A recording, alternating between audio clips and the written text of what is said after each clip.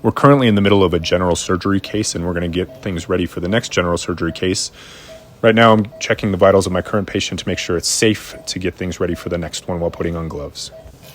I have some medications out. The first one is propofol. Propofol is a common induction agent, which just means that it induces a state of unconsciousness for patients. It's a hypnotic agent, and we use that very commonly in America as our medication to have patients go off to sleep.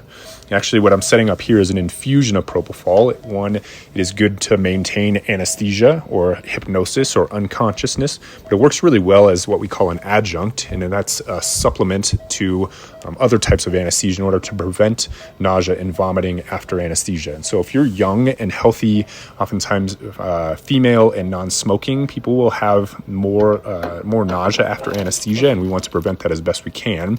So doing a propofol infusion is a good way to do that. Now, if you've got nausea after anesthesia before, asking for a propofol infusion during your anesthetic is a reasonable request. As soon as I have it drawn up, I'm labeling that syringe and I'm putting it in the drawer. Propofol also gives people good dreams. It adds some smoothness to the anesthetic. So overall, using it on patients is a common thing you'll see a lot of practitioners do. And as soon as it's full, it goes in the drawer, and I'm moving on to the 20 cc syringe. I'm also going to fill this with propofol. And this will be my induction dose of propofol. We will commonly drop a 20 cc syringe for most patients. We don't have to give it to everybody, the whole thing. It is a weight-based dose, but this is a common thing that you will see for patients to go off to sleep with. Now, what you also see once that goes in the drawer is that I'm going to drop 2% lidocaine, and that is because propofol, when we give it through the IV, it burns. And if you've had anesthesia before, you may remember the burning sensation prior to going to sleep. And that can be avoided by using lidocaine through the IV right beforehand. And so here I use 2% lidocaine, which some people do not use. But if you give that through the IV, it prevents that burning from the propofol. And the last thing we're drawing up here is what's called rocuronium.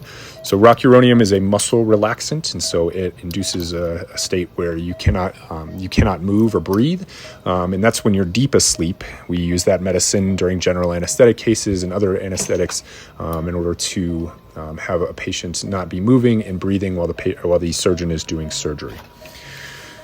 And the last thing I'm doing here, I'm getting my airway ready. So this is the endotracheal tube. The endotracheal tube will sit inside the trachea, and that's what I will use the ventilator to attach and breathe for the patient.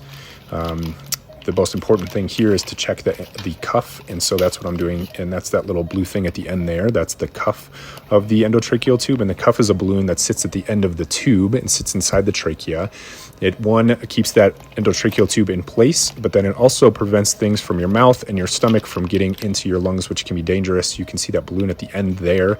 And once that's all set up, I'm setting up a second component, this is called an LTA sprayer. And so it's actually lidocaine that we use to spray inside the trachea on the vocal cords, which decreases the amount of stimulus that the intubation causes. Now, you're deep asleep, but your body can still react with high blood pressure and fast heart rate, and so that decreases that stimulus.